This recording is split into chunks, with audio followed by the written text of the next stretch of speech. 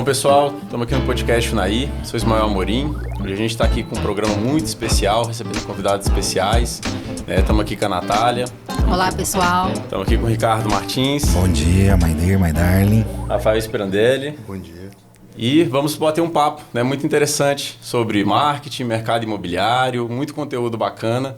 Acompanhem com a gente aí. Vou começar dirigindo a pergunta para ele que é uma referência, não só no mercado imobiliário, mas também de marketing. Ricardo Martins, estamos tendo o prazer de receber hoje aqui. Que isso, uma honra para mim. Obrigado. Ricardo, por gentileza, fala para a gente um pouquinho aí do que você veio fazer aqui para os lados de Unaí, conhecer aqui Minas Gerais, você não conhecia, né? Pois é, nunca tinha vindo para cá.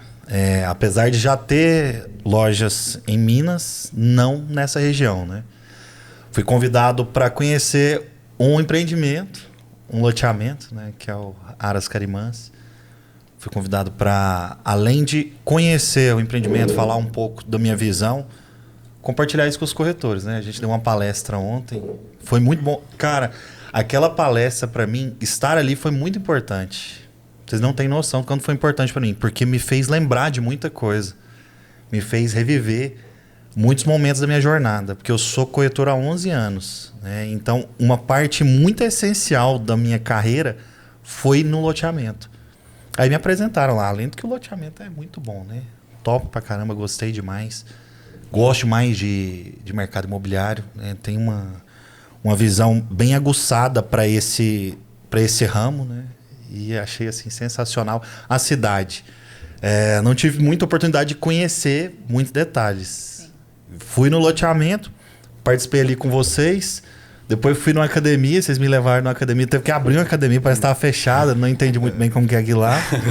Sei que nós treinamos. Aí fizemos o treino lá. Aí eu saí, dei um rolê, pelo menos na rua onde eu tô. Eu não conheço os nomes das ruas aqui, que bairro que é, como é que é. Mas animado, cara. Rapaz, eu dei uma volta lá e o povo...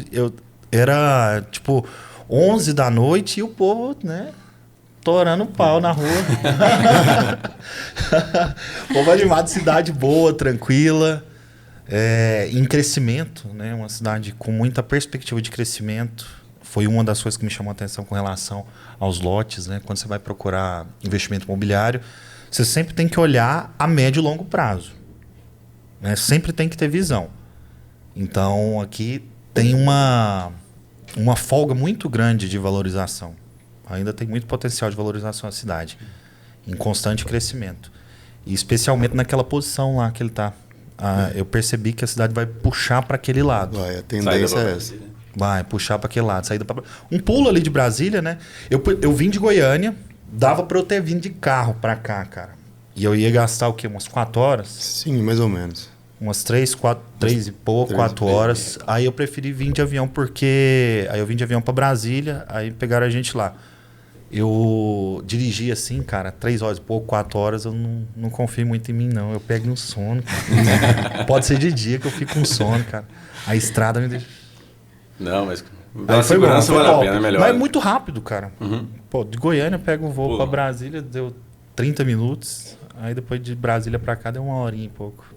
Não, maravilha. E Rafael, e você, como empresário, empreendedor, qual foi a sacada que você teve para trazer o Ricardo Martins e atrelar ele ao Aras Carimãs? É até clichê, às vezes falar isso, mas a gente busca sempre o melhor. Sim. A gente está buscando sempre o melhor. Então, acaba que no nosso ramo, o Ricardo até mesmo comentou isso ontem, os nossos negócios são muito de longo prazo, envolve muito networking, até porque mesmo a pessoa às vezes compra um lote uma vez na vida, Sim. Então a gente tem que estar trazendo o melhor, tanto para o cliente, quanto para a empresa e quanto para os colaboradores. Então o Ricardo é uma referência nisso, é uma referência em treinamento, de pessoas, de corretores, é uma referência no que ele se propõe a estar mostrando. Então a gente sabe que ele, vamos dizer, estourou com imóvel de alto padrão, estourou com qualidade. E é isso que a gente busca no loteamento, a gente busca sempre qualidade. Igual nós temos lote lá, nós vamos morar lá. Então a gente pensou desde o princípio tudo que poderia fazer para somar qualidade, para tornar o melhor. Igual o Ricardo comentou, a gente tem uma localização privilegiada, a gente tem vamos dizer, uma topografia privilegiada no loteamento. Então, a pessoa que compra não precisa muito preocupar em mexer com terra, precisa preocupar só em planejar a casa, né? E como ela vai construir da melhor forma possível.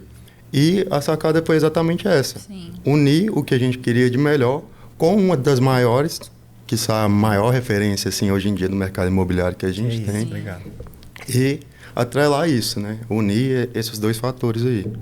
Aproveitando aí a pergunta então, Rafael, que você traz Ricardo Martins, atrela o Aras Carimãs lá, fala pra galera um pouquinho aí como é que tá a questão dos lotes lá, se ainda tá tendo, né? Como é que tá, que fase que tá, em relação a tamanhos ali, você pode falar isso aí pra gente um pouquinho? A galera fica curiosa. Sim. Aí, o homem tá representando o loteamento, temos que falar um pouquinho.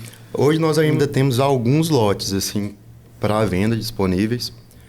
Nosso loteamento está numa fase final, eu creio que eu posso falar assim. Nossa questão de infraestrutura interna já está toda pronta, inclusive energia, postes, a rede de água, a rede de luz, o asfalto está pronto. O básico assim que a gente está fazendo hoje em dia ainda é a questão de comodidade, né? A questão igual a pista de caminhada do lago, essas coisas, o playground, a academia ao céu aberto. Vai ter umas quadras ali, né? Vai ter umas quadras, vai ter quadra de beach, quadra de futevôlei. Então é igual eu falei, né? As coisas que faz a gente somar para estar trazendo a melhor experiência para quem está comprando o lote lá. Melhorando a qualidade de vida do pessoal. Melhorando ali, a qualidade né? de vida do pessoal. Então, o que está faltando lá é basicamente isso. Até por isso que a gente está assim, numa fase mais final de vendas. A gente tem alguns lotes ainda. Nossos lotes lá são grandes, né? A gente pensou Isso até que eu ia nisso. falar, cara. Sinto falta de lote maior, assim. O pessoal tá cada vez espremendo mais para dar viabilidade. Aí, assim, a gente como incorporador, a gente pensa realmente na viabilidade, né? No retorno, só que vai prejudicando, cara. Os caras estão lançando lotes pequenos demais. Tem lugar que tá lançando lote menor que 200 metros, cara. Aí, pô, o cara vai construir uma casa, não consegue, sabe? Não dá pra fazer uma área de lazer, né? Não dá pra aproveitar o espaço. Não dá. E normalmente você sai de apartamento porque você quer espaço. Aí você pula pra um lote, você tem que comprar 2. Pequeno. Você tem que pegar 2 lotes pra fazer uma casa que realmente seja confortável. O tamanho dos lotes lá, Rafael, a partir de quantos metros quadrados? A partir de 360 metros quadrados. Aí. Hoje a cidade oferece 200 a 300, então a gente iniciou com 360. Mas tem mais tamanhos, né? Tem mais tamanhos. A gente tem de 360 a 1.800 metros de lote, ou até mais, né? Se a pessoa quiser comprar igual um do lado do outro. Porque a gente vê essa necessidade, né? A gente passa por um momento de pandemia. Tava todo mundo fechado, tava todo mundo querendo mudar para uma casa, ter uma qualidade de vida, porque a gente percebeu o que é qualidade de vida da pandemia. Tanto nas relações, quanto na moradia também. Então, eu creio que foi esse o nosso posicionamento, buscar isso. Porque acaba que num lote pequeno a gente vai se espremendo, a gente vai guardando, a gente não tem uma possibilidade, vamos dizer, de respirar, de olhar e de trazer também uma qualidade até para o que está construindo o loteamento. A gente pensa nos clientes também. Sim. Então, a gente acaba que a gente vê que o cliente quer uma casa boa, quer que seu vizinho tenha uma casa boa. Então, ele quer morar bem de uma maneira geral. Exatamente, cara. A vizinhança, ela determina muito de como vai ser o bairro, né? Exatamente. Então, o nível das casas determina... Isso que você falou é muito interessante. O nível da casa dos vizinhos da sua rua, ele determina muito de como vai ser a valorização do seu imóvel. Então, se você põe lotes pequenos demais, é claro, permite acesso a mais pessoas. Só que, às vezes, prejudica o nível dos imóveis, né? Vai fazendo coisa muito pequena, às vezes de qualquer jeito, aí fica feio o lugar. Considera que esse foi um fator que chamou a atenção de aceitar, né, Demais. Vincular a imagem do Ricardo Martins ao Aras Carimãs? Cara, eu sou muito preocupado com tudo que vai envolver minha imagem. São assim, eu tô no mercado imobiliário há 11 anos, demorei pra caramba pra construir uma credibilidade. Só um parênteses, aproveita esse momento e fala pra galera toda que tá assistindo também, quem é Ricardo Martins? E aí essa parte também é bem bacana da galera de entender a sua relação com os imóveis. Então, eu tenho 11 anos de mercado imobiliário. Hoje eu tenho uma empresa que se chama My Broker, né? São 27 lojas, já que nós estamos 27 operações, abrindo 2 agora fora do Brasil, Miami e Portugal. 11 lojas em Goiânia, as outras espalhadas pelos outros estados. E acabei me tornando referência em marketing, né? Então a MyBroker cresceu muito, MyBroker não da imobiliária, ela cresceu muito pela exposição que a gente tem nas redes sociais, pela exposição na internet. Então eu descobri uma forma de vender através de redes sociais, mas construindo credibilidade. Então sempre que eu vou participar de algum empreendimento, que eu vou me envolver, eu tenho um critério muito alto. Porque quando eu falo, às vezes, por exemplo, eu chego na minha rede e falo assim, galera, tem um investimento que eu vou aconselhar vocês, é assim, assim, assado. Aí os caras às vezes investem sem visitar, cara. Sem pisar no lugar. Porque confia. Porque ele já me acompanha, ali tem 3, 4, 5, 10 anos. Tem gente que me acompanha há 10 anos. Então, assim, quando eu falo, tem peso. Então eu tenho que me preocupar demais, porque senão vem na minha conta depois. Uhum. A pessoa vem e fala, pô, investi num negócio que não deu certo. Então eu me preocupo muito com o incorporador em si, se tem um histórico, como é que é a fama dessa pessoa no mercado. É algo que eu me preocupo demais. Entregou as coisas? Está entregue? Qual é o nível de qualidade? Está entregando coisa boa, coisa porca? Então, eu me preocupo muito com isso antes de aceitar qualquer tipo de contrato, qualquer tipo de vínculo. Então, passou nos critérios, né? Eu olhei. E também, até a questão de pagamento, cara. Hoje, tem alguns loteamentos, não só loteamento, apartamento também, que a forma de pagamento, ela enforca demais o comprador. Então, assim, é um sonho que às vezes vira um pesadelo, com pouco tempo. Então, me preocupo muito com isso também. E na indicação, você tem peso demais, né? Às vezes faz a julgação ali top, bonito, mas demais, a forma de pagamento depois... porque história. A forma de pagamento, às vezes a pessoa compra e dependendo do tipo de reajuste, do tipo de juros, ele vira um pesadelo muito rápido para a pessoa. Coisa de 4, 5 anos... O cara não está dando conta de pagar. Aí ele devolve. Então, me preocupo também com o tipo de reajuste. E aqui foi suave, foi tranquilo. Eu falei, cara, vale a pena. É o tipo de empreendimento que eu compraria, entendeu? Entendi. Então, eu sempre me preocupo com isso. Você compra sem dívida. Se eu compro, exato. Uhum. Então, sempre eu vou para um lugar, sempre que eu vou ou vender, levar a operação, eu me preocupo se faz sentido para mim. E a gente tem que pensar nisso, né, cara? Porque não adianta a gente vender para receber o lote de volta. Nós, como incorporadores, a gente não quer isso. A gente quer vender e vender. A gente não quer receber o lote de volta até para vender de novo. Não, cara, isso queima, cara.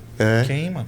Assim, aquela família vai sair dali, vai gerar um desgaste, o cara vai ficar triste, é um sonho, vai perder dinheiro. Tudo que era um sonho do cara. Então, assim, é muito desconfortável. O mercado imobiliário tem que ter muita responsabilidade, cara. Tanto o corretor como quem constrói, quem incorpora. Porque são vendas, são negócios que às vezes vai ser o único negócio imobiliário da vida da pessoa. Então o cara às vezes juntou muito dinheiro, juntou muito tempo, suado, ralado, e o cara vai lá, compra alguma coisa.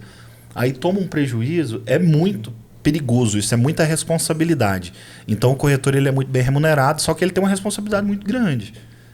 Então a gente tem que ter essa consciência. Né? A gente tem que ter uma consciência muito clara de que não é só a comissão. O cara que fica olhando só para o honorário, ele é perigoso. Ele é perigoso para ele mesmo e para o cliente. Então ele faz alguns negócios, só que depois ele queima no mercado. Né? Ele pode até fazer um pouquinho, só que aí ele não constrói credibilidade.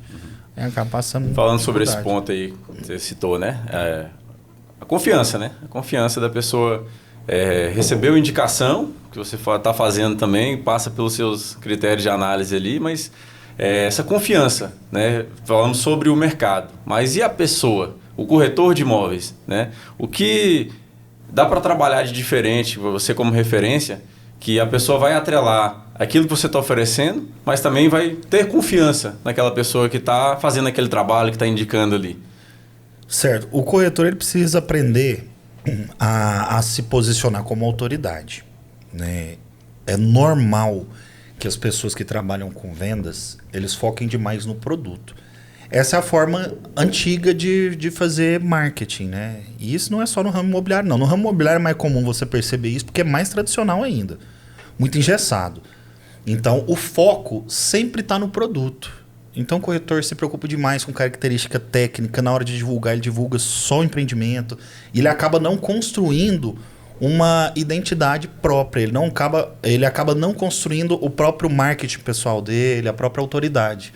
E depois sai prejudicado, porque é o seguinte, imagina assim, eu vou fazer um lançamento do Aras Carimãs e eu foco todas as minhas energias, toda a minha força em divulgar o empreendimento e eu construo tudo em cima dele, eu divulgo. Ele vai acabar.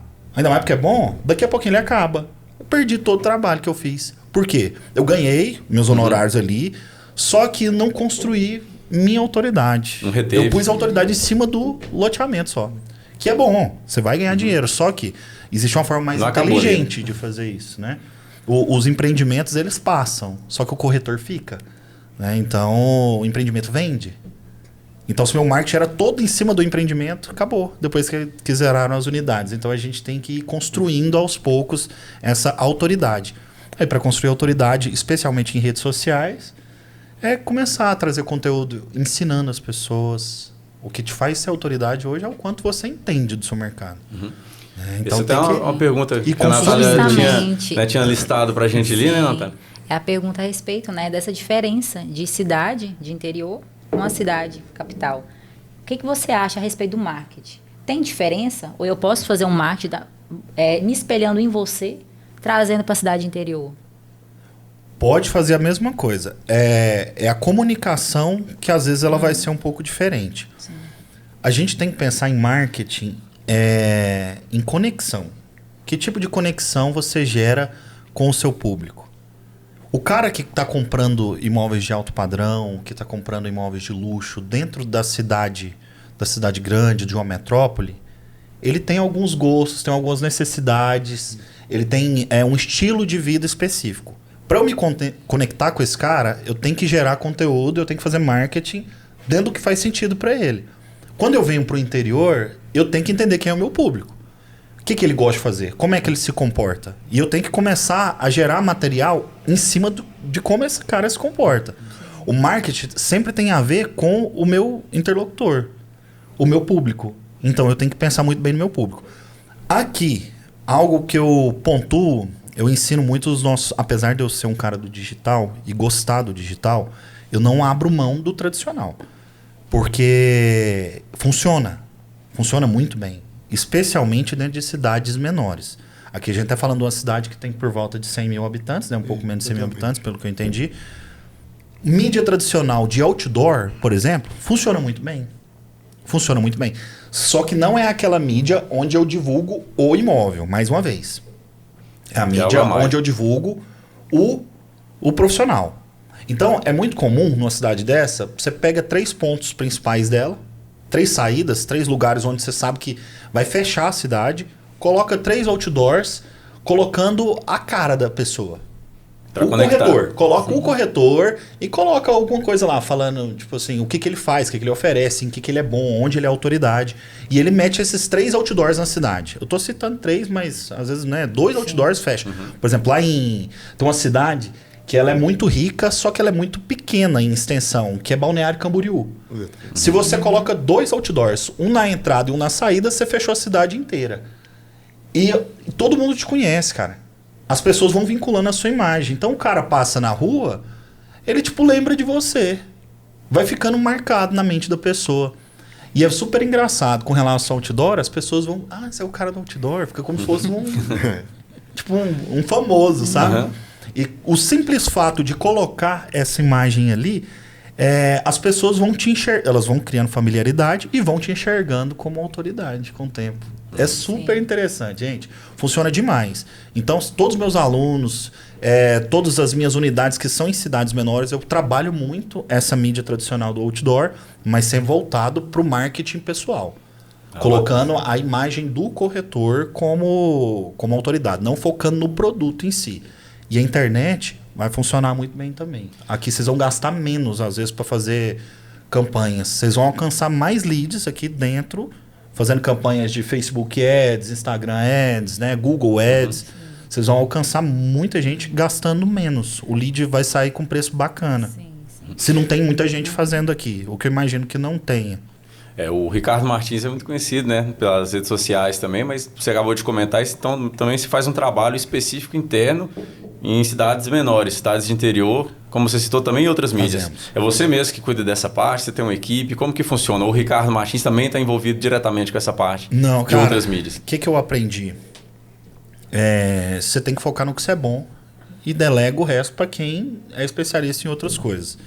Então hoje eu tenho, cada sócio meu, ele é especialista em algo específico. Eu sou o cara das redes sociais. Eu tenho um outro que é um estrategista que ele é bom em fazer conexões entre incorporadoras. Tem um outro que ele é muito foda em fazer expansão. Então cada um cuida de algo e eu delego, cara. Então eu abri uma agência interna, inclusive. Eu não contrato empresas para fazer o meu marketing. O meu marketing é interno e tem uma equipe lá. Hoje eu devo estar com 8 funcionários só em uma das agências e cada agência minha, dessas 27, tem um profissional de marketing lá. E na matriz eu tenho esses 8 para conduzir todo esse processo. Então, não sou eu que vou lá na ponta definir essas estratégias. Você ajudou a criar ele. Criou e delegou. Sim, eu ensino assim, o básico para todos. A gente tem reuniões semanais, tá? Lá na MyBroker. A gente faz reuniões semanais entre sócios, entre equipe administrativa, marketing e os corretores. Todas as semanas. Para que a gente ande alinhado. E isso é a nível Brasil. Tem ela local, essas reuniões, só que ela é transmitida. Né? Então, todo mundo está participando da reunião ao mesmo tempo, a nível Brasil. E agora fora, né? Que a gente está saindo do Brasil também. Show de bola. Sobre essa parte, né? Para falar do que você delegou o restante ali, a gente já sabe, acompanha um tempo ali, né? Realmente referência nas redes sociais também. Você pode contar pra gente essa história de como começou? Como começou os primeiros vídeos ali? A gente já viu alguns antigos. Eu comecei nas redes sociais, foi no YouTube, né? Que ano? Comecei no YouTube, deixa eu ver aqui, deve ter, foi em 2015. 2015, tem a data certinha do canal, mas já tem alguns anos. Eu criei minha conta, mas só que não fui fazendo muito material no começo. Até mesmo porque eu não tinha muita noção das coisas. Eu tinha vontade, eu via aqueles youtubers, na época era o Whindersson que estava começando, eu achava legal. Eu falei, cara, como que eu posso trazer esse tipo de aqui, ó. Foi em 15 de junho de 2015, tá no meu canal. Hoje ele tá com 58 milhões de visualizações, né? Só aqui no YouTube, 58 milhões de visualizações, cara. Quando você fala disso, de conteúdo, se fosse, por exemplo, alguém fazendo graça, contando piada, tudo bem. É normal você ter esse número de visualizações para mais, né? Agora, 58 milhões de visualizações de pessoas procurando meus produtos, cara. Isso é muito louco. É muito bacana. Então, É escala. Pura. Não, é muita escala. Né? E isso eu tô falando só do YouTube. Aí foi onde nós começamos. Depois fui pro Instagram e Facebook. E estourou de fato quando chegou o TikTok, que eu entrei nele no começo da pandemia. Então, tá inteirando 2 anos de TikTok, né? Você tem mais de 2 milhões e 500 mil seguidores lá, né? Mais de 2 milhões e 500, cara, no TikTok. Já chegou mês de terem 100 milhões de visualizações no TikTok no mês. Então é provável que já tenha passado de bilhão lá. De visualizações totais, provavelmente já tem mais de 1 bilhão. Então, assim, é um alcance assustador, gigantesco, né? Então, fui trabalhando essas redes. É um trabalho que ele é cansativo, tá? O problema de você trabalhar com redes sociais é que você não tem hora. Você perde um pouco a noção do que é trabalho. Então, não tem horário de acabar o expediente e nem horário para começar. Mistura. Trabalho, vida pessoal. Mistura. Então, é algo que é difícil, confesso, aqui para todo mundo, que não é algo fácil. Às vezes a família enche o saco um pouquinho, e com razão. Tem total razão, né? Mas é algo que eu tive que ir adaptando. E eu vou também me corrigindo, vou tentando me monitorar, né? Peço ajuda para a esposa, ele fala, meu bem, me ajuda aqui, ó. Se eu tiver, né, entrando muito a noite adentro aqui, você me chama a atenção, fala comigo, porque às vezes eu nem penso. Eu só tô na minha vibe de criação de conteúdo sem parar e eu não penso que eu tenho que parar, que eu tenho que respirar, que eu tenho que fazer as coisas, né? O problema do online é isso, porque assim, ó, eu não preciso estar no escritório, eu tô com esse bichinho aqui na mão, acabou. Eu tô com o meu trabalho aqui. Mas também traz muito resultado. Sim. Ao mesmo tempo que a gente paga um preço, a gente se expõe demais, ele gera muito resultado. Muito resultado. Entre YouTube, que você falou, Instagram e o TikTok, dessas 3 redes, a gente sabe que uma complementa a outra. Porque às vezes eu tô no TikTok, eu vou clicar, vou entrar no seu Instagram e vou começar a te seguir. Mas entre esses 3, qual você vê assim que deu mais retorno de cliente? Que você falou assim, olha, vou ter que investir mais nesse. Por exemplo, TikTok ou Instagram. Você falou muito bem que eles são complementares, né? Então, cada um gera um tipo de resultado específico. Sim. O TikTok, ele posiciona muito bem com branding. Ele me faz conhecido, ele cria uma identidade com muita facilidade. Porque ele tem muito alcance. As conversões são maiores pelo YouTube. Tá? O vídeo do YouTube, ele converte mais. Porque o YouTube, ele não é rede social, primeiro ponto. Ele é uma ferramenta de pesquisa. Ele é um Google de vídeos.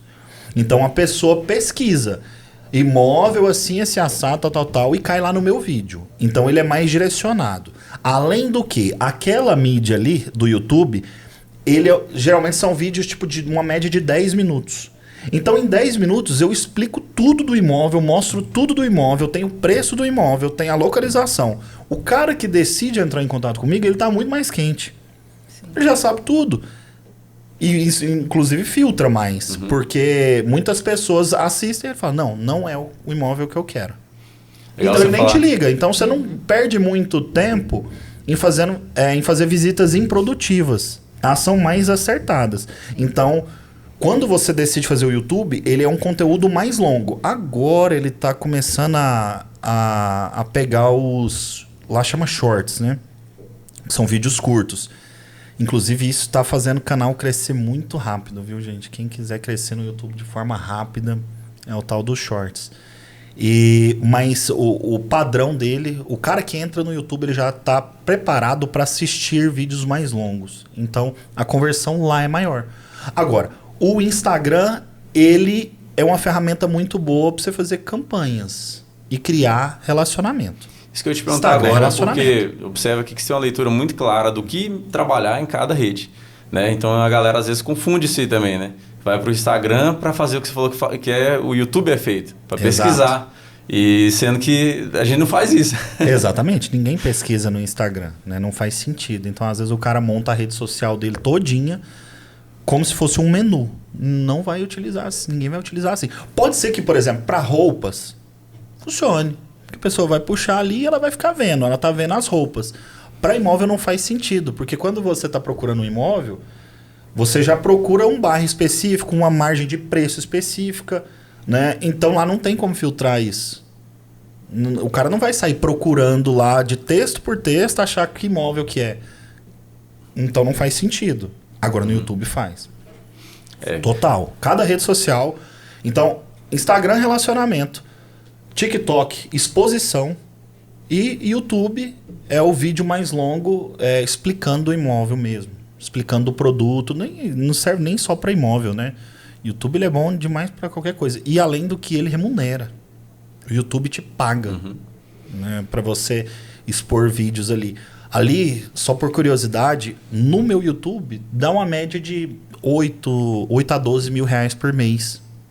Então é uma publicidade que eu pago... que me paga. Em vez de eu pagar para fazer publicidade, ela me paga. Então isso aí já mata custas de, por exemplo, de equipe, de equipamento, né? Então ele se mantém. O próprio YouTube ele te remunera muito bem. E dentro do mercado imobiliário tem espaço demais ainda para YouTube, viu, gente? Muito espaço. Legal. Muito espaço. A gente acompanha, vê nas redes sociais, agora você falando fica mais claro ainda sobre essa leitura apurada que você tem ali, né? Mas não é sorte, dá para ver claramente que é muito trabalho, né? A galera às vezes confunde isso aí e já vê, né, você com os números que você tem hoje e tudo mais. Você trabalha técnicas diferentes de postagem, né? Você pode compartilhar alguma técnica nesse sentido com a galera? Geralmente tem que ter 4 tipos de postagem. Eu não sou muito Eu não travo muito a minha cabeça naquele, tem que postar em tal horário, fazer isso, aquilo. No meu dia a dia não cabe eu ficar me preocupando tanto com esses pequenos detalhes. Então eu me preocupo mais com o tipo de conteúdo. Tem que ter 4. É aquela receitinha básica. Os 4 tipos de conteúdo. Conteúdo que vai ser viral, compartilhável. Tem o conteúdo que é só para trazer gente, trazer atenção, trazer tráfego. Tá? É chamar a atenção de pessoas mesmo. A intenção desse conteúdo é só chamar a atenção. Tem o conteúdo de educar o cliente e educar os colegas. É o conteúdo que te faz parecer uma autoridade. De fato, as pessoas vão te enxergar como autoridade por causa desse conteúdo, desse conteúdo educacional. Mais técnico. É onde você explica que você é o cara do mercado imobiliário. Você explica detalhes realmente que vão fazer diferença para o cliente que está te seguindo. O terceiro é o lifestyle, que é o estilo de vida. É aquele onde você posta coisas do seu dia a dia mesmo, na intenção de fazer conexão com as pessoas. Tá? Então a intenção aqui é gerar vínculos.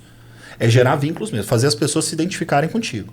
E o último tipo de conteúdo, que é propriamente o de oferta. Só que até esse conteúdo de oferta, eu aprendi a fazer ele de uma forma mais sutil. Então não é simplesmente falando, compre isso aqui porque está à venda. Olha, está à venda se esse assado. Não. Eu comecei a fazer os vídeos focados em mostrar uma experiência. Então eu vou no imóvel, eu vou ali e tento trazer para a pessoa qual é a experiência de estar morando ali. O que ele vai sentir naquele lugar? Como é viver? Como é morar com determinada vista? Como seria a rotina dele tendo um lago de frente da casa dele? Então eu tento gerar essa sensação de experiência e não foco muito em detalhes técnicos do imóvel. Porque o detalhe técnico pode estar no texto, não tem problema. Ninguém compra imóvel pensando assim, esse pé direito aqui tem 2,65 m com porcelanato assim assado.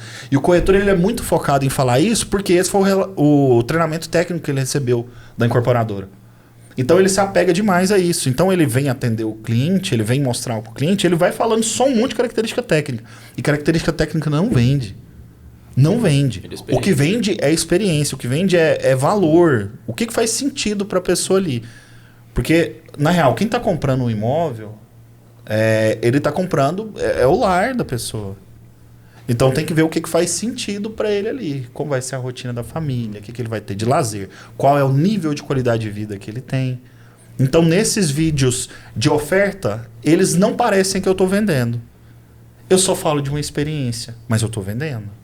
Né? E é claro que a gente vai usando um monte de gatilho mental também. A gente usa muitas técnicas de persuasão, né, em todo esse processo. Mas a receitinha básica são esses 4 tipos de conteúdo. Fez eles, pronto. Sim. Você tem a receita para construir uma rede social. Tem gente que foca só em um demais.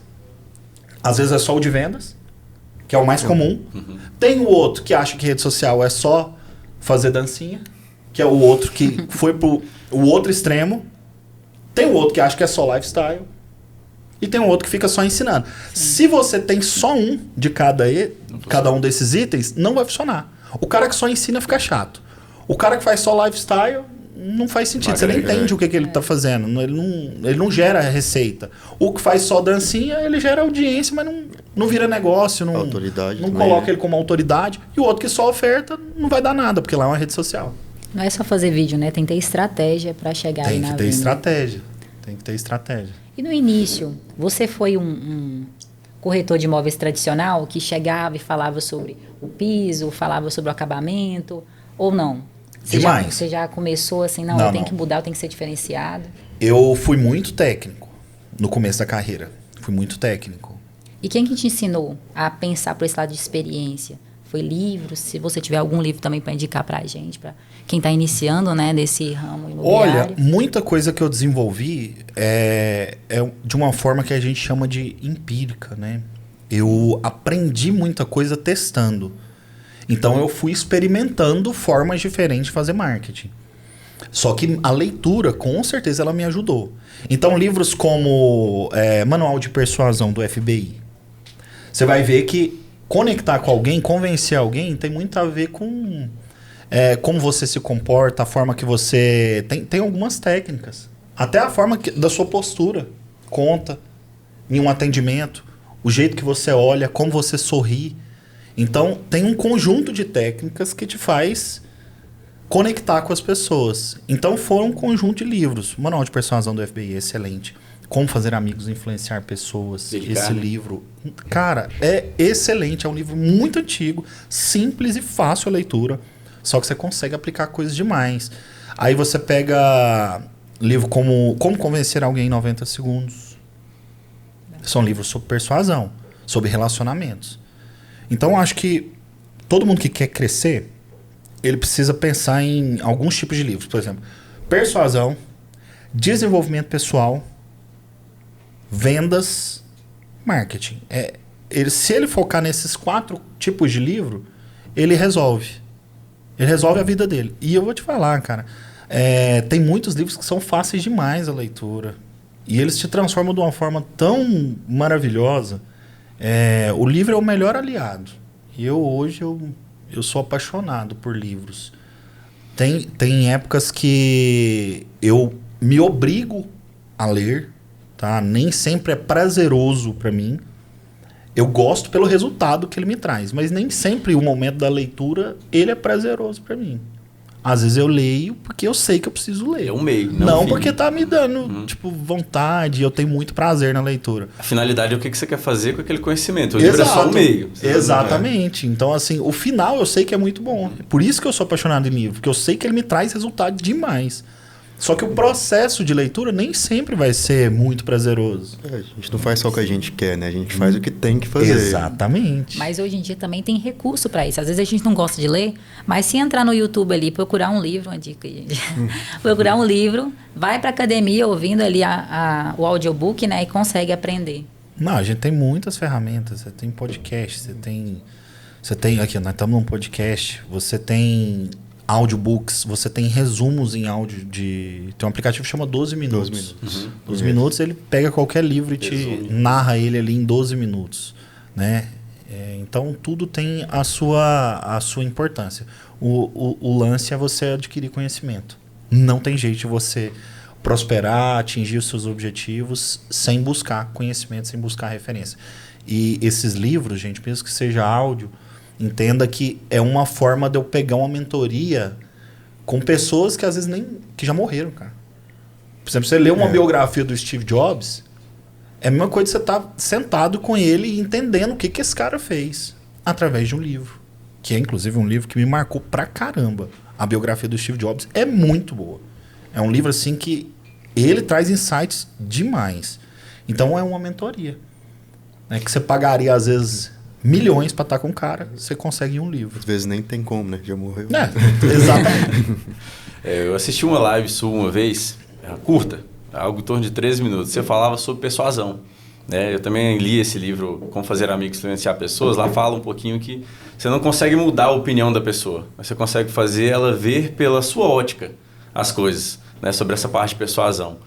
Como você vê a persuasão? Inclusive na live, só pontuando aqui, você falava sobre quem não quer ser persuadido se for para uma coisa boa. Perfeito. Né? Então, como que você vê assim, essa persuasão, na sua visão mesmo? O que acontece? As pessoas elas associam persuasão, às vezes, com algo negativo, como se fosse manipulação. Manipulação e persuasão são diferentes. Você persuadir a pessoa para fazer algo que é benéfico para ela, que é bom para você, mas que é bom para ela, é ótimo, tá tudo ok. É igual um médico. Um médico que trata, por exemplo, pessoas com obesidade. Vou citar um assunto qualquer. Obesidade. Ele tem que ser persuasivo. Senão ele não consegue convencer esse paciente que está, às vezes, morrendo. Ele precisa de usar técnicas de persuasão para salvar a vida desse cara. Às vezes ele é muito bom tecnicamente, o médico. Às vezes ele sabe tudo. Ele é assim, o médico. Só que se ele não for persuasivo, os pacientes vão continuar morrendo. Olha só como funciona. Então, assim, você que é pai, eu sou pai de 2 crianças, eu tenho que usar persuasão com eles o tempo todo. E às vezes eu vou usar técnicas mesmo. Eu vou usar técnicas específicas para persuadi-los para o que é bom para eles. Para o cliente a mesma coisa. Só que aí, quando a gente usa persuasão com alguém para vender algo, a gente tem que ter muito claro que antes de eu usar técnicas de persuasão contigo, eu tenho que ter muita convicção do que eu estou te entregando é bom. Porque ao mesmo tempo que persuasão é bom, se eu uso persuasão para atacar a galera dentro de uma roubada, ela é ruim. Então o problema em si não está na persuasão. O problema é, eu tô persuadindo esse cara para quê? Então quando a persuasão é para algo bom, rapaz, pode usar demais. Inclusive, igual eu falo, me persuadam. Se alguém quiser usar a técnica de persuasão comigo, use, se for para me levar para coisas boas. Agora, se for para me levar para latada, aí é algo ruim, entendeu? Então, então o problema não é a persuasão é excelente, cara. E o tempo todo a gente está usando persuasão, tá? Mesmo que de forma empírica, forma natural, não é algo que você aprendeu tecnicamente, a gente vai aprendendo no decorrer da vida. Então, se você puder aperfeiçoar isso, puder utilizar de forma consciente, puder aprender as técnicas de fato que te fazem ser mais persuasivo, por que não? Então, assim, é um dos meios mais... Um dos tipos de conteúdo que eu mais absorvo. De fato, é persuasão. Aproveitando também, vou pontuando aqui em cima do que a gente segue e vai assistindo ali também. Você falou sobre os 4 pontos, as 4 técnicas que você utiliza, né? No dia a dia ali que te coloca como referência. Trazer um pouquinho da polêmica também aqui para a galera que a gente acompanha o Ricardo, ver que tem algumas polêmicazinhas ali, né? Em qual deles se encaixa, por exemplo, um que está em alta agora e que a gente vê que você defende, mas com argumentos. Essa questão de, por exemplo, o imóvel em relação a investimento, né? Que o pessoal choca muito isso aí, você traz uma leitura em números muitas das vezes também, faz comparativos, né? E até o Rafael, né, puder complementar um pouquinho sobre isso aí, que é um investidor, oferece isso ao mercado. Como que vocês dois, uma pergunta para os dois, na verdade, vê essa questão do imóvel em relação ao investimento e onde que um complementa o outro, onde um é maior que o outro, menor, né? Como que funciona isso aí? Certo. Que eu vou exemplificar. Às vezes um corretor nosso chega com um cliente e o cliente vai trazer esse argumento, porque é muito comum, né? O cara é exposto a muita coisa na internet, ou ele aprendeu, e ele fala, não, mas eu não vou comprar um imóvel, porque se eu pôr tanto em cabeça de gado, vai me render mais. Se eu colocar tanto em renda fixa, assim assado, vai me render mais. E o corretor, o que normalmente ele faz? O corretor que ele é leigo nesse tipo de persuasão, ele entra em confronto. Ele fala, não, o imóvel ele é muito bom assim assado. Quando eu falo isso, essa pessoa que está trazendo essa informação, ela vai reforçar cada vez mais a posição dela. Porque ninguém quer ser confrontado. Porque, na verdade, quando o corretor fala isso, fala, não, o imóvel que é muito bom, ele está dizendo, você está errado. Eu estou dizendo pro meu cliente, você está errado. E ninguém quer estar errado. Então, a primeira coisa que você faz em um atendimento, em um tipo de publicidade, é fugir do embate. Então, vocês vão ver sempre eu trabalhando muito... O imóvel é uma opção. Ele não é a melhor opção. Porque sempre que eu venho de forma... Falo assim, não investe em mais nada. Vem só pro imóvel. Eu perco a minha credibilidade. Até mesmo porque não funciona assim. Imóvel é muito bom. É excelente. Você consegue fazer muito dinheiro com imóvel. Isso, ainda mais quando você é especialista ou quando você contrata um especialista. Dá para fazer dinheiro demais em relação a outros investimentos. Só que não é a única opção. Até porque o imóvel, ele está muito atrelado também a que tipo de investimento você quer fazer. Às vezes o investimento é qualidade de vida, né? Não só número, não só ganhar dinheiro. Então, a gente acompanha que, tipo assim, na discussão, né? Parece que a galera pensa muito nessa parte, o que fazer com o dinheiro. Só que às vezes o cara está no nível de vida que o que ele quer investir naquele momento é a qualidade de vida. Então, isso aí também entra na balança, né? Não é só o que dá para fazer de dinheiro ou o que fazer com o dinheiro. Tem outras coisas que... Às vezes o cara não consegue um imóvel para ele poder alugar com a qualidade de vida que ele está buscando. Exatamente. Cara, quando você tem um imóvel, tem tantos fatores envolvidos, você consegue ser até mais ousado para fazer outras coisas. Quando você tem uma base sólida de segurança, de ter o seu próprio imóvel, você consegue arriscar mais. Quando você arrisca mais, consequentemente, você consegue fazer mais dinheiro. Só que eles não colocam isso na conta. Quando nós estamos falando de um casal, por exemplo, às vezes... Para você, os números são o que importa e você quer morar de aluguel e quer investir. E o cônjuge? Se para ele é importante ter essa estabilidade, ter essa segurança de ter um imóvel próprio, tem que entrar na conta, senão vocês vão acabar se separando. E também, na minha opinião, também não é qualquer imóvel. Não é chegar e pegar qualquer imóvel. O cara tem que aproveitar as oportunidades, né?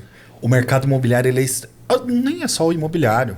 Todos os mercados são extremamente pontuais. Exatamente. Eu não posso chegar aqui e falar para você assim, investir em bolsa é bom. Depende. Tem ação que você vai tomar uma latada, né? E tem outra que vai ser muito boa. Imóvel é a mesma coisa. Tem imóvel que você vai entrar em roubada. E tem imóvel que vai ser muito bom, você vai ganhar muito dinheiro. Então, é assim, tem que ser feita uma análise criteriosa de cada coisa. Eu não posso chegar e falar que assim, o mercado imobiliário é muito bom. O mercado imobiliário tem oportunidades muito boas e pontuais. É igual o loteamento, por exemplo. O loteamento, você vai em cima, você sabe que tem uma perspectiva muito boa ali. Às vezes um loteamento na mesma cidade não é bom como aquela oportunidade. Então tem que ser avaliado de forma pontual o investimento. E isso é para tudo, cara. Para criptomoedas, para investimento em bolsa, para rendas fixas. Então tudo tem que ser analisado de forma pontual. Quando a gente é investidor, você tem que trabalhar dessa forma.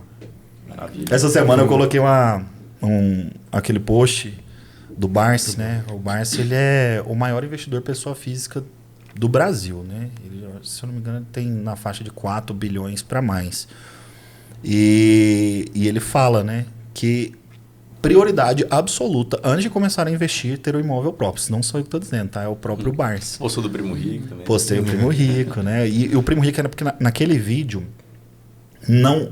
aquela sequência de vídeo, eu não consegui mostrar a sequência dela. Mas ele fala, são imóveis físicos. Algumas pessoas vão falar, não, mas é fundos imobiliários. Não. Fundos imobiliários são bons, gente, mas fundos imobiliários são novos.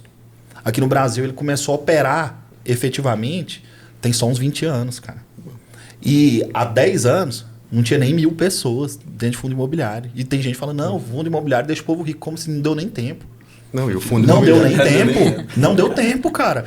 Tipo assim, pra vocês terem uma ideia, há 3 anos atrás, tinham menos de 100 mil cotas. No Brasil, cara. Nós estamos falando de um país de 200 e tantos milhões de habitantes. O que é 100 mil cotas? Se você pensar por uma lógica, o fundo imobiliário nada mais é do que alguém administrar esse investimento em imóveis para você. Exatamente. Então não deixa de não dizer que imóveis é uma coisa ruim. Até só mostra que é bom. Tem investidores, né, que estão comprando agora imóvel. Não estão mais defendendo só, tem que morar de aluguel para você investir. Não, tem pessoas que estão... O raciocínio é simples. Lá no fundo imobiliário, o fundo gera uma carteira e ele gera uma lucratividade. E te paga um pedacinho dessa lucratividade. Se você faz a gestão, você pega tudo. Exatamente.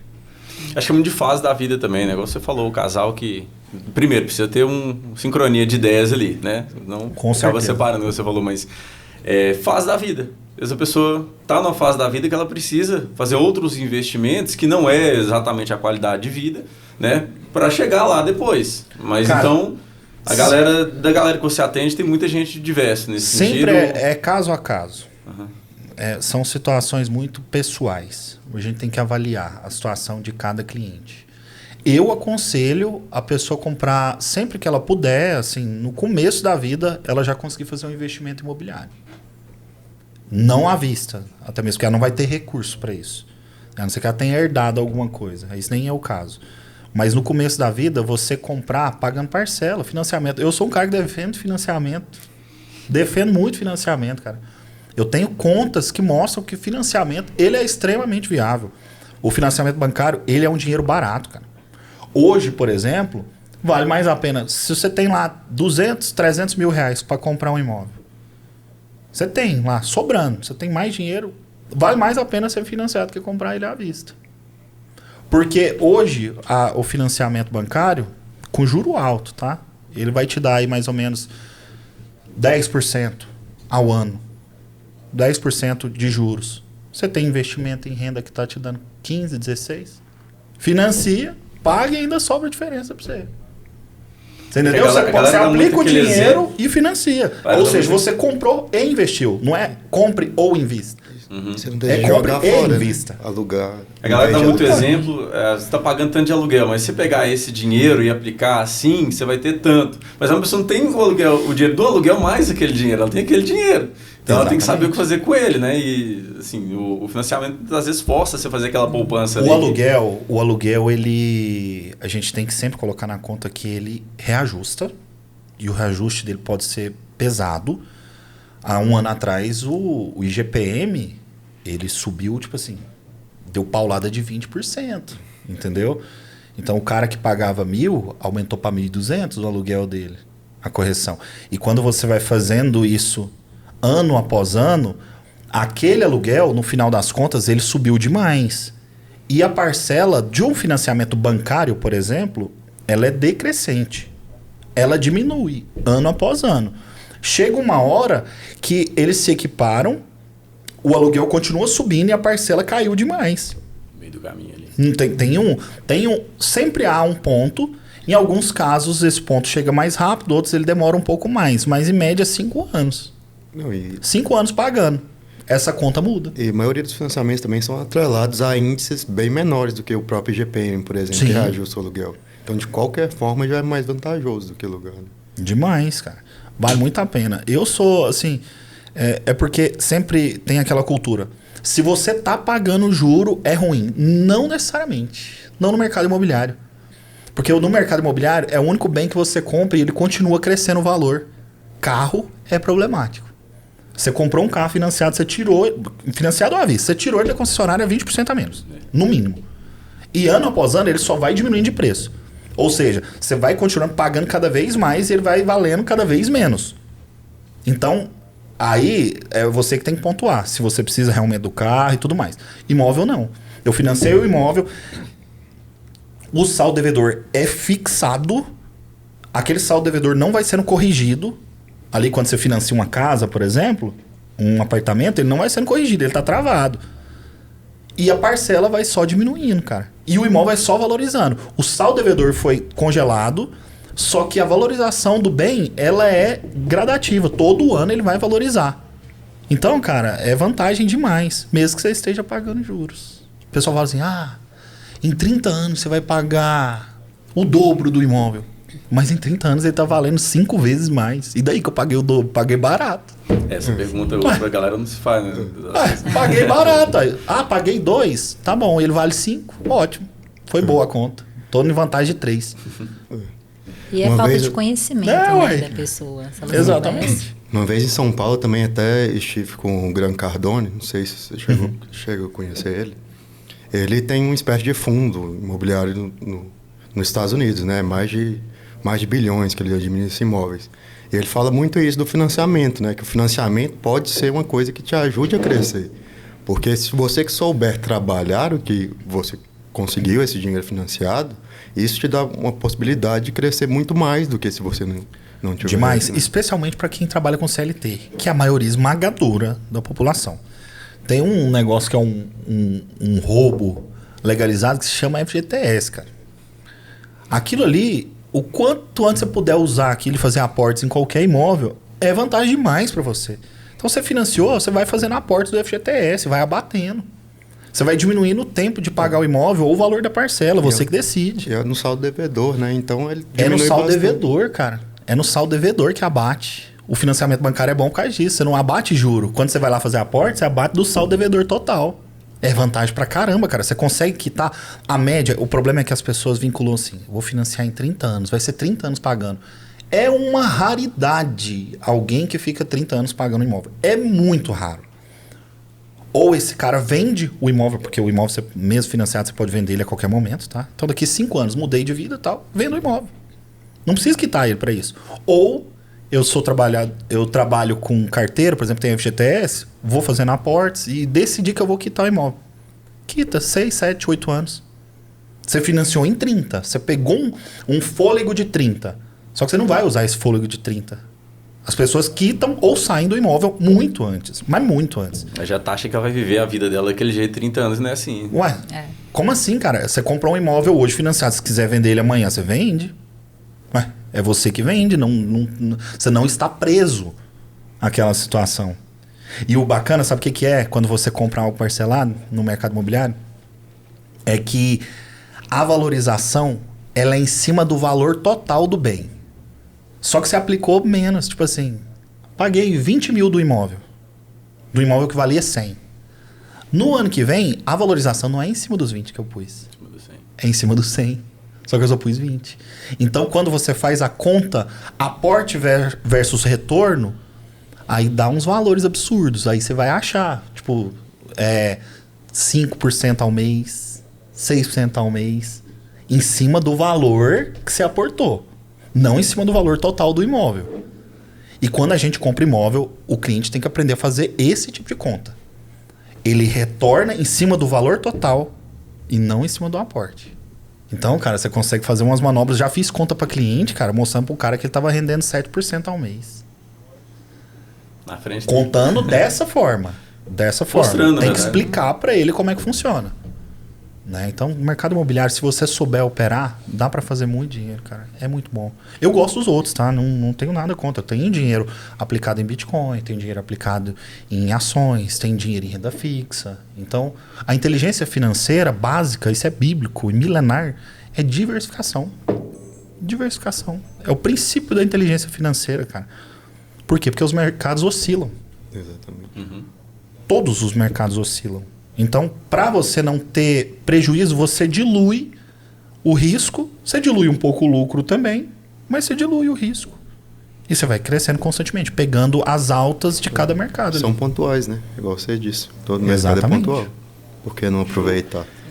Aproveitando fazer outra pergunta também, sobre essa questão dos imóveis, né, de alto padrão. Também vi recentemente que você anunciou uma torre lá que vendeu super rápido no TikTok, né? Que bombou. Sim. Lá. Como você trabalha hoje? Você ainda atua diretamente na parte de vendas? Você faz mais a parte da divulgação e dá um suporte para a galera? Como que está hoje a atuação do Ricardo Martins dentro da MyBroker e toda a parte de redes sociais ali? Eu cuido majoritariamente das redes sociais e da divulgação. Só que quando há lançamentos, por exemplo, nós somos uma imobiliária lançadora. 30 e poucos % do nosso faturamento vem de revenda e terceiros. A maior parte vem de lançamentos. Então, por exemplo, eu fiz aquele vídeo do TikTok. O apartamento era um apartamento, não era alto padrão. Esse apartamento específico. Era um apartamento popular. É um apartamento de 300 e poucos mil reais. Compra na planta. Dava uma parcela, eu montei um fluxo de pagamento que dava uma parcela de 500 reais. Então eu fiz uma divulgação de 1 minuto no TikTok, falando, ó, apartamento é assim, assim, assado, você vai pagar a parcela de 500 reais para sair do aluguel, e fiz todo um pitch em 1 minuto. Falei, se você se interessou, cadastra lá na bio. E esse vídeo viralizou. 2 milhões de visualizações. 5 mil leads no primeiro. Passaram-se 2 meses, aconteceu um lançamento semelhante com a parcela um pouco mais alta. O primeiro lançamento foi uma parcela de 397. No segundo foi uma parcela de 580 e alguma coisa. Aí eu fiz a mesma receitinha. Pensei, vou fazer o mesmo vídeo para ver se ele viraliza. E viralizou. Aí depois foi mais 6 mil leads. E como é que foi as vendas 5 mil leads, depois mais 6 mil leads. Não, a gente derreteu a torre inteira. No dia do lançamento, no período da manhã. No período da manhã. Então, o que eu faço? Eu faço a parte e vou lá pro lançamento com os corretores, fechar a venda junto com eles. Sento na mesa, negocio com o cliente, tiro foto com o cliente. Você dá suporte para eles para não virar concorrente deles, né? Eu não vendo. Eu não vendo. Porque a minha imagem é muito exposta, cara. Então, os clientes dos meus corretores querem fechar comigo. Se eu fecho, eu tô traindo o meu próprio corretor. Então, eu decidi não fazer. Então, eu não vendo. Eu vendo com eles. Chega um cara, por exemplo, chega parente, também é cara. Sua, né? Então, lógico, eu já ganhei pra isso. Chega amigo pra mim, fala, Ricardo, tô precisando comprar um apartamento. Amigo, pessoal. Fala, peraí que eu vou selecionar um corretor pra te atender junto comigo aqui. Então sempre põe alguém, até para cliente que seria só meu. Então o pessoal interno vê a justiça também do processo. Eu venho e ponho alguém para atender junto comigo. Então eu ainda faço vendas todas as semanas, praticamente todo dia eu participo de alguma forma de alguma venda. Uhum. Né? Às vezes negociando mesmo, apresento imóvel até hoje. Só que sempre com corretor. A pessoa que já levantou informação, trouxe mais à frente, né? Te traz para poder agregar ali dentro do que já sabe que a sua leitura... Hoje, cara, é engraçado. Tem pessoas que querem que eu participe. Tem cliente que fala assim, não, eu só quero se o Ricardo estiver. Legal. É autoridade. Autoridade. A pessoa só quer se eu estiver lá. Aí eu vou lá meio... só para ser, às vezes, uma presença só. Só para estar ali. É super interessante, cara. É muito... Vinculado. Cara, e o tanto de gente que compra de fora? Pessoas que compram do exterior. É muito comum. cara, nossa, cara, eu te sigo tem muito tempo e tal. Entra em contato com o corretor, fala, mas você trabalha com o Ricardo mesmo? Aí o corretor vai lá em mim, faz uma videochamada. Eu apareço, sou eu, tô aqui, pode comprar, pode ficar tranquilo, tá aqui comigo. Não, eu só vou lá e falo, dou o aval, o cara compra. E como é que tá para fora agora, você falando assim, né? Vocês estão em operação em Miami? Estamos abrindo, já negociamos em Miami, só não tá aberta a loja ainda. Miami e Portugal. Que legal. São os primeiros lugares fora que a gente vai quanto tempo, assim, operar. Ricardo, do momento que estourou, que você começou do momento que estourou, assim, e você está vivendo esse momento em relação ao corretor de imóveis, você foi virar sócio depois, né? Da empresa. Virei sócio da empresa há um pouco mais de 6 anos. Conta pra gente, assim, um pouquinho desse período ali, quanto tempo que ele durou e, né, para esse momento que está hoje. Tá, tô há 11 anos na profissão, fui estagiário da MyBroker, fiquei lá por quase 2 anos, né? Fui muito mal sucedido, saí da MyBroker, comecei a trabalhar com lotes em outras imobiliárias, abri minha própria imobiliária e há um pouco mais de 6 anos fizeram um convite para eu retornar. Aí desse convite, aí eu fui comprando percentuais da empresa. Eu tinha uma visão que era o seguinte, o pessoal me pergunta, Ricardo, como que eu faço para crescer dentro de algum lugar? Eu falo, torne-se indispensável. Faça o trabalho de uma forma que não tenha como eles te mandar embora, não tenha como eles não... Aí eu falei assim, pô, eu vou fazer de uma forma que eles não tenham opção. Eu falo isso abertamente pro meu sócio. Eu planejei, eu falei, cara, eu vou fazer de uma forma que não tenha como vocês não me dar um pedaço da sociedade. Eu vou crescer tanto a minha imagem, vou crescer tanto o resultado da empresa que não vai ter como desvincular. E não tem. Hoje não tem como desvincular. A minha imagem é muito maior que a da empresa. Então eu fui conquistando esses percentuais. Então, e sempre fui pagando por eles. Eu vendi o meu apartamento, o primeiro imóvel que eu comprei, para fazer aportes e comprar percentuais da empresa. Aí fui 2, 4, 6, 8, 20. Hoje quando eu tenho 20%. Quando você começou a comprar, já tinha essa autoridade formada do Ricardo Martins. Já, mas não tão grande. Pô, era há um pouco mais de 6 anos atrás, né? Mas eu já gerava resultado com marketing. Eu já fazia vídeos, loteamento. Eu fazia vídeos, a gente arrebentava, assim. Aí, sobrou um dinheiro a mais. Falei, cara, eu quero sentir que eu sou dono. Quanto custa 2%? Aí fui e comprei 2%. Com o dinheiro do meu apartamento que eu vendi. O seu sentimento também vale, né? Porque você se sente parte já, mas quer saber Eu queria poder falar que eu era dono. Eu queria poder falar. Eu queria usar essa autoridade. Então foi intencional. Aí depois fui crescendo os valores. Fui fazendo mais aportes até comprar 20% do valor da empresa. Você comentou aí de 6 anos que você retornou para MyBroker, né? Uhum. E hoje é a referência que está aí. Para quem quiser ver. O que você considera nesse período assim, que foi uma grande virada de chave, talvez os próprios vídeos mesmo quando você começou, mas que você pode dar de dica para uma pessoa, não só um corretor de imóveis, mas uma pessoa que busca uma ruptura na vida dela, assim, que ela vai sair realmente de um ponto A para ir para um ponto B, igual o Ricardo Martins fez e conseguiu se tornar uma referência? Olha, o primeiro ponto é você não parar de fazer aquilo que você acredita. O que é mais comum hoje são pessoas que começam processos, ele começa até bem e ele para porque ele não vê o resultado. É porque o resultado ele demora. Então, se você não continua o processo, você não consegue ver o fruto. As pessoas começam a plantar e o período de plantio, vamos trazer para usar uma história.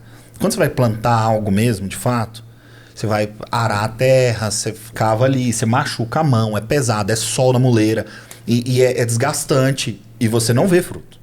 Você não está vendo, você está plantando. Você acredita que ele vai crescer. E você começa a regar. E demora, cara. Até que você colhe o fruto lá na frente.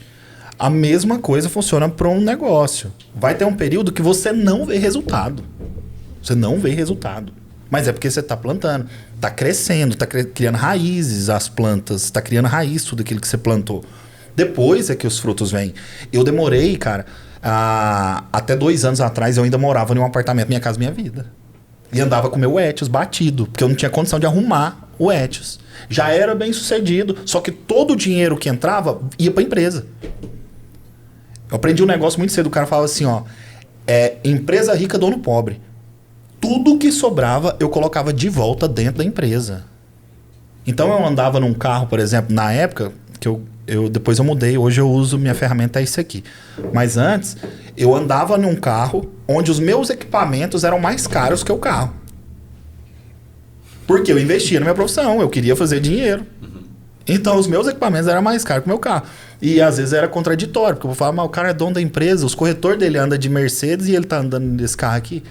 Mas eu falo, relaxa, eu tô ainda no processo de plantio. Temos de plantar ou de colher. Tô plantando. E eu preciso que meus corretores realmente sejam muito bem-sucedidos. Eu quero que eles sejam ricos. Então, porque se eu tiver um monte de corretor rico, então a gente tá mais ainda. Então, essa é a ideia. É semear na vida do povo. Então, fui fazendo. As pessoas não viam. Não tinha como. Eu fazia os vídeos ainda tudo lá dentro do meu apartamento. Já era dono da MyBroker. E fazia os meus vídeos lá. Só que aí também, meu irmão, quando a gente começou a fazer, eu reuni com o sócio, falei, vamos fazer distribuição de lucro, aí a coisa começou a ficar boa. Aí de lá, de 2 anos pra cá, eu moro dentro de um condomínio de luxo. Né? Tô construindo uma casa agora que vai valer, pronto, agora no final do ano, mais de 6 milhões. E aí tem carros, gosto, tem tudo, o pessoal conhece, né? Então, é tudo uma questão de processo. Eu precisei de esperar o processo. E quando eu olho para a empresa, MyBroker, agora falando da empresa, teve um antes e o depois, e não foi as redes sociais. A diferença da MyBroker foi o dia que a gente decidiu criar um negócio chamado Academia de Vendas. Que esse é só o nome, mas na real a gente começou a fazer da empresa um lugar de estudo. Então o dia que a gente começou a investir em todos os corretores, e todos os colaboradores, sócios, diretores, gerentes, a estudarem, a gente começou a dar ensino para o cara de forma constante. A empresa só foi multiplicando. Da primeira academia de vendas, a gente tinha uma loja só. Pô, já estamos com 27. Em um período muito curto. Então, eu acho que o mérito disso, além de Deus, claro, Deus tem um favor muito grande sobre a nossa empresa, é o ensino. Essa estratégia, para mim, eu acho que ela é a principal. Há quanto tempo você aplicou isso aí? De ensino? Academia de vendas? Isso. Desses 6 anos. Eu tenho 6 anos e pouquinho. Aí hoje nós estamos na 26ª edição. É porque ela é trimestral. Uma pergunta em cima do seu sentimento, que você falou de ser um corretor de alta performance dentro da empresa, mas se sentir que faltava, querer poder dizer que é dono, né? Igual você falou ali. Como você considera hoje o seu time? Como que funciona quando você vai abrir uma nova filial, por exemplo? Né? Você falou sobre distribuição de lucros. Eu pensei na mesma coisa. Você se coloca no lugar dele ali, que você já viveu aquilo ali. Eu pensei exatamente a mesma coisa. O que era o problema da maioria das pessoas do mercado imobiliário? Se chama turnover. É o cara que entra e sai. Porque é muito óbvio. É assim, o cara entra como corretor. Aí ele começa a ficar bom. Começa a ficar bom. De repente, ele fala assim, pô, eu não preciso mais disso aqui. Eu já consigo fazer todos os processos, já sou muito bem remunerado, só que eu quero mais. Ele chega num teto. Aí essas pessoas saem e abrem a própria empresa deles, se torna seu concorrente e ainda levam a equipe. Então, no momento que ele te dá mais lucro, ele sai. O que a gente fez para resolver? A necessidade interna que eu tinha de ser dono. Aí eu falei, pô, vamos criar um plano de carreira. A gente desenvolveu um plano de carreira onde o cara pode ser dono. Então, esse cara, ele entra, ele vai crescendo, até que eu vou abrir uma loja, eu abro com ele. Então, essas 27 lojas, dessas 27 lojas, eu tenho uns 40 e poucos sócios. Então, tipo assim, não é para você expandir, é fundamental esse processo. Você só expande se for sim, na verdade. Somente. A pessoa que gosta da marca, não, tem que realmente ter essa vivência na pele, como alguém que passou por todo o processo. Quando é fora, por exemplo, quando é uma loja, por exemplo, a nossa base é em Goiânia. Vou abrir uma loja em Miami. Tem que ter um cara de Miami, mas tem que ter um meu que vai para lá ser sócio dele. Entendeu? Então viram 2 sócios daquela loja. Curitiba. Tem que ter um cara de Curitiba para entender a cultura da cidade, mas tem que ter um cara meu que já entende a minha cultura e vai para lá junto. É assim que eu trabalho. Então toda loja que eu abro tem que ter um local e tem que ter um meu. Porque aí eu transmito a visão. Então não são franquias. Todas as lojas da MyBroker são próprias. Nesse sistema. Então a gente tenta manter pelo menos 51% da marca, eu, né, e os meus 3 sócios. E o restante, depois dos 51%, a gente vai dividindo ali entre essa pessoa que entrou para a marca. Essas 2 pessoas. Não gosto de ter lojas com menos de 2 sócios operadores. E não tem sócio investidor na MyBroker. Todo mundo trabalha. Ainda não tem possibilidade de alguém comprar um pedaço da MyBroker e só ter rentabilidade. É sócio operador. Ricardo, se fosse para você voltar no passado, você faria alguma coisa diferente? Eu acho que eu teria começado antes só a estudar. É a única diferença. Porque o processo, ele é o mesmo. Só que se eu tivesse estudado anteriormente, eu tinha tido resultados mais rápido. Né? O estudo, eu nunca fui um cara que gostei do estudo formal. Tanto que na escola eu era péssimo. Não fiz nem faculdade. Então, o ensino formal eu não gostava. Só que eu sou muito estudioso no sentido de ensino prático. Tudo que me faz ter resultado, tudo que eu posso aprender que me traz resultado, eu gosto demais. Então, como a minha carreira ela deu uma alavancada do dia que eu comecei a estudar em diante, eu acho que a única coisa que eu posso pensar assim é que eu teria começado a estudar antes. Né? Eu acho que seria essa a dica até para quem está nos ouvindo, né? Comece a estudar o quanto antes. E mais uma vez, não o ensino apenas tradicional, porque o brasileiro ele foi condicionado a passar em prova só. O nosso ensino, infelizmente, é só para passar em prova. Então você tá lá na primeira série, você estuda o ano inteiro para fazer uma prova no final e passar. E assim por diante. Hoje nem bomba mais. Desperdício. Não, é um absurdo. O trem é tão zoado aqui que você estuda pra fazer prova e hoje, depois de alguns governos que passaram, você não pode reprovar. Então o cara tem que passar de qualquer jeito. Tem um curso se reprovar, né? Não pode. Não pode. Escola pública, por exemplo, eles têm que passar. Eles não podem reprovar. Então, olha só, vai estudando sempre pra passar numa prova. Aí você termina o ensino médio pra passar numa prova. Né, pra passar num vestibular.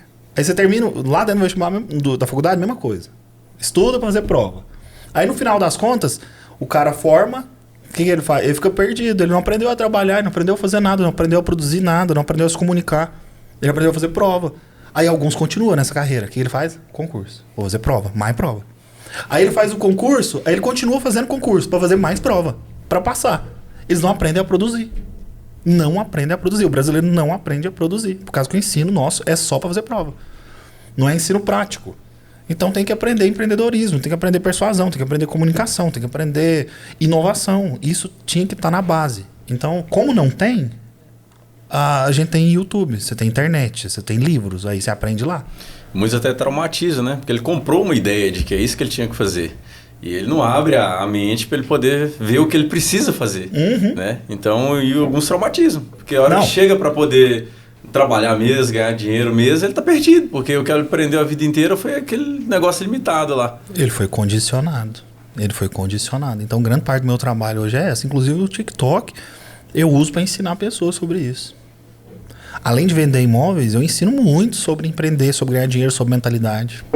Você acredita que a sua missão, entendendo a dimensão da sua mensagem hoje, qualquer lugar que você, né, se dispõe a falar, o seu propósito mesmo, ele é muito maior? Como que você define o seu propósito hoje em relação ao profissional e à pessoa? O meu propósito ele tem a ver com isso, transformar a vida de pessoas. Seja por meio de negócios imobiliários, que inclusive está na parede da nossa empresa, né? Transformar a vida das pessoas por meio de negócios imobiliários bem-sucedidos. Ou através de ensino e influência. Porque hoje, você vai, por exemplo... Eu vou num shopping lá em Goiânia, na hora do almoço, que é a hora que os adolescentes estão indo lá almoçar, saíram da escola e estão ali. Vem aquele tanto tirar foto comigo, fala, cara, sou seu fã. E eu acho muito bom isso, por quê? Porque a referência que essa galera tem, as referências normalmente, é muito zoada, cara. É um cara que canta e fala de droga e de putaria o tempo todo. Essas são as referências que normalmente eles têm. Criança tem essas referências. Agora, quando eu sei o que eu falo na rede social. Eu falo sobre motivação, empreendedorismo, sobre crescer na vida, sobre conceitos de respeitar as pessoas, de ter família. Então, como eu divulgo isso lá dentro e esses meninos estão chegando para mim falando que é meu fã e quer ser como eu fico feliz, muito feliz, porque eu sei o que eu tô entregando para eles. Então, eu uso as redes sociais para isso, cara, para alcançar pessoas que de outra forma eu não conseguiria alcançar. E transformar a vida delas. De alguma forma eu tenho que transformar a vida dessa galera. Eu fico muito orgulhoso quando chega às vezes criança e me fala isso. Porque eu sei que o que eu tô passando ali é algo de valor, é algo bom. Eu tenho preocupação porque eu sou pai também. Pô, pensar que os meus filhos ali, às vezes eles estão nas redes sociais, vai ver as referências, só tranqueira, cara. Cara que não ensina nada de valor. Fazendo a sua parte, né? Porque tem que ter uma veia que é diferente ali, porque... Então, cara, se eu puder influenciar, cara, eu vou fazer. Então eu tenho isso como propósito, de fato. Porque essa exposição, ela não é boa, tá? Às vezes quem vê de fora tem o desejo... Muita gente quer ser famoso, quer ter isso. Só que quando você está desse lado, não é confortável. Não é gostoso, não é bom. Se eu pudesse influenciar as pessoas, ganhar o dinheiro que eu ganho, sem aparecer, eu preferia. Mas não tem jeito. Então é um fardo que você escolhe. Então é pesado para mim, às vezes, influenciar as pessoas. Até mesmo porque na minha cidade, por exemplo, eu não posso xingar alguém na rua. Se eu passar raiva. E eu sou humano, eu passo. E a pessoa... Por quê? Porque todo mundo tá me vendo o tempo todo. Todo mundo tá me julgando o tempo todo. Então, tipo assim, essa exposição, ela é, de certa forma, um fardo. Eu recebo aqui, eu pego minha direct, vai ter aqui centenas de mensagens todos os dias de pessoas falando, cara, você tá transformando minha vida, você tá me ajudando, você tá fazendo isso. Aí eu falo, pô, olha o tamanho da responsabilidade disso. Tem hora que eu não queria saber que eu tô ajudando uma pessoa. Eu queria poder simplesmente parar, ligar o foda-se, sair e curtir com meu dinheiro, minha família. Só que tem um propósito, tem um chamado. Tem uma missão. Então eu não paro por causa da missão. Se for só o dinheiro, eu já tinha vazado há muito tempo. Nossa. Se for só o dinheiro, já tinha vazado há muito tempo. Mas porque tem porque não vale a pena só o dinheiro. Agora, quando tem um propósito, aí você pensa de novo. Você estressa, você fica puto, aí no outro dia você lembra, não, calma aí. Eu tenho uma missão, eu não tô aqui só pra isso. A mensagem é muito mais amplificada. Demais, cara. Show. Quando você decidiu entrar na internet, você pensou mais foi no dinheiro ou foi na missão? Eu tô na internet, eu, por exemplo, ensino. Eu ensino há 6 anos, sem cobrar um centavo. Fui cobrar agora, 2 anos atrás. Antes eu sempre ensinava de graça. Sim. Então, é parte da minha missão. Eu não recebi um centavo. Eu dava aula de TTI, pra vocês terem uma ideia. Eu ganhava R$300 por aula. Na MyBroker, nessa altura, eu devia estar ganhando uns 40 mil por mês. E eu dava aula, um período inteiro do meu dia para ganhar R$300. Porque eu queria ensinar o povo. Eu queria estar lá e queria tocar a vida de alguém de alguma forma. Então... eu entrei por esse motivo. É óbvio que são as duas coisas juntas. Eu quero fazer dinheiro, mas o dinheiro em si, ele não pode ser a finalidade. Chega um ponto que não faz sentido se for só isso. Não faz, cara. E não se sustenta. Então tem que sempre ter algo por trás do dinheiro. O dinheiro é só um meio para conseguir alguma coisa. Por exemplo, eu tinha um sonho de mexer com orfanato. Eu tinha um sonho. Eu tinha isso no meu coração, porque eu gostava demais. Eu via criança sofrendo, eu passava na rua, via que as meninas no sinal ali, às vezes tarde da noite, que até me incomodava, só que eu não tinha condição. Aí eu falei, pô, eu preciso de dinheiro para essas coisas. Hoje eu invisto em orfanatos. Então eu tenho a possibilidade de fazer coisas. Então o dinheiro, ele é um meio para conseguir algo. Ele não é um fim. E ele não pode ser um fim. Porque pessoas que têm o dinheiro como fim, quando ele chega lá, ele vê que, putz, era só isso, velho. Era só isso. Aí, tipo, por isso que você tem um monte de gente que rico, que, né, faz um monte de besteira, tá morrendo de depressão, não tem propósito na vida, as famílias destruídas, arrebentadas. Porque ele achou que era o dinheiro. Não é o dinheiro. É o que você faz com ele, é o que você pode alcançar com ele, que tem que ser a motivação. Sim. Então, assim, eu gosto, tá? Não sou hipócrita. Gosto de ganhar dinheiro, gosto de fazer dinheiro. Mas tem que ter um propósito por trás dele. Senão não sustenta. Não faz sentido. Aí, pô, você tá cheio de grana e não tem vontade de viver, não tem vontade de nada. Né? Então não é por aí. Devolver a pergunta para o Rafael também. Rafael, falando de propósito, né? O Ricardo citou o dele aqui. Então, como empreendimento também, o Aras Carimãs oferece isso, né? Qualidade de vida para a pessoa e, de certa forma, transforma a vida dela também, né? É um dos motivos vocês terem, né, apostado nesse ramo, no loteamento específico Aras Carimãs, no segmento?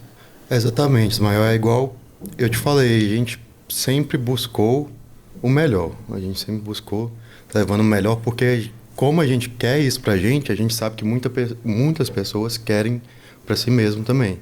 Então a gente buscou sempre poder proporcionar isso às pessoas. É igual eu falei no início, a gente tem um lote lá, porque a gente quer proporcionar o que a gente tem para quem quiser ter também. Então, eu acho que é isso, que a gente está sempre querendo evoluir, mas a gente nunca evolui sozinho. Isso não tem como. Então, eu acho que o pensar grande é pensar também no outro, pensar o que a gente pode proporcionar para o outro. A gente nunca pensa grande para si mesmo. Mas, Ricardo, por gentileza, você e o Rafael, né, uma mensagem final para a galera que está assistindo a gente em relação ao empreendedorismo, a negócios, talvez ao mercado imobiliário, mas um resumo do que você tem a dizer para essa galera que está assistindo aqui o programa. Eu vou usar a minha vida como referência. Eu nunca fui o melhor em nada que eu fazia. Eu só não parava de fazer. Então, a minha dica é essa para quem está nos assistindo. Simplesmente faça. Não queira ser o melhor, porque muita gente não faz porque ele não sou bom. Tem um outro muito melhor. Aí você começa a olhar para os outros e fala, eu não consigo. O segredo da vida não é esse. O segredo da vida é continuar fazendo. Então, eu sou o cara improvável. Eu não tinha talento para fazer as coisas, eu não era comunicativo, eu não tinha uma aparência que transmitia confiança. Então, eu era o improvável. Só que eu não parei. E nada resiste a isso. Nada resiste à persistência, à perseverança. Eu sei que isso às vezes é muito poético, bonito falar, mas é a real. Não tem jeito, não tem outro segredo. Você não precisa de ser o melhor. Você precisa de simplesmente continuar fazendo. Eu não sou o melhor no que eu faço. Você pode ter certeza que tem um monte de cara que é muito bom. Só que uma coisa eu tenho. Eu não paro. Eu continuo fazendo e a constância traz resultado. A constância, ela traz resultado. Para tudo na vida. Ela traz resultado físico, ela traz resultado para o relacionamento, ela traz resultado para trabalho, ela traz resultado para sua melhoria, se você continua fazendo. A gente tá cheio de pessoas que começam e param, começam e param. Outros nem começam porque tem medo de não ser bom. Então o lance é, faça mesmo sabendo que você não é o melhor. Desencana com isso, simplesmente faça e não pare. Até mesmo porque a gente melhora no processo. Eu tenho uma frase do Michael Jordan que é massa pra caramba. O Michael Jordan ele já foi considerado o melhor atleta do mundo. Não só o melhor no basquete. Ele já foi, um período, o melhor atleta do mundo. E ele falava, hoje eu sou o melhor porque eu errei mais de 9.000 cestas. Eu fiz... quando contaram comigo para ser a cesta da vitória, eu errei tantas vezes. Fiz isso e tal. E porque eu fui o que mais errei, eu fui o que mais acertei. É isso. Então você melhora fazendo. Você melhora no processo. Com o recurso que você tem, com o celular que você tem, simplesmente comece a fazer. Essa eu acho que é a principal dica que eu tenho pra galera. Maravilha. Bacana. É até complementar o que o Ricardo falou, né? A gente nunca pode querer parar de crescer, né? Às vezes a gente quer parar de crescer porque a gente chega num limite, a gente pensa, poxa, eu não posso ir além disso. Eu acho que a gente tem que sempre buscar além, porque nisso a gente encontra as possibilidades, né? Nisso a gente vai sempre evoluindo, sempre indo. Então, eu acho que é isso, a constância e também nunca achar que está no limite. Se a gente sempre pode fazer mais, né? E eu acho que isso é o básico, né? Porque quando a gente quer parar, né, de ir além, a gente acaba até às vezes parando de viver, né? Exato. E eu acho que isso é o que eu gostaria de deixar aqui para todo mundo. Maravilha. Bacana. Gente, então, a gente quer agradecer, né, Ismael? Demais. A presença de Tamo vocês. junto. Muito obrigada, viu, Ricardo? Uma honra. Obrigada, Rafael, por ter reservado Obrigado um tempo. A gente aprendeu bastante aqui hoje. E espero que o pessoal de casa também tenha gostado do conteúdo que a gente abordou aqui. Isso não é gratidão imensa, né? Não é um programa qualquer, bem especial esse aqui. Eu sou suspeito para falar porque, além de acompanhar, realmente é um ídolo que eu tenho aqui, como o Ricardo, né? O Rafael, inclusive, um grande parceiro da gente também. A gente tem a oportunidade de prestar serviço para o loteamento, então eu acabo sendo bem suspeito nesse momento, mas é uma alegria imensa poder receber o pessoal aqui, a gente bater um papo riquíssimo, né? Aprendi muito, acredito que a Natália também, todo mundo aqui, houve uma troca legal de conhecimento. Então, com certeza, daqueles programas que vai ficar marcado, vai ficar, né, realmente no coração ali. Agradeço demais a audiência de todo mundo também. Esse é o podcast Unai, esse é o nosso propósito também, de trazer qualidade em conteúdo, trazer qualidade e referência em pessoas que são autoridade em seu segmento. Então, nosso muito obrigado pela sua audiência. Continue acompanhando, a gente toda semana vai ter conteúdo riquíssimo, né, para poder compartilhar com vocês. Não deixem de ouvir pelo Spotify, né, de assistir pelo YouTube, acompanhar pelas nossas redes sociais, o Facebook, o Instagram. E mais uma vez, muito obrigado pela sua audiência. Valeu.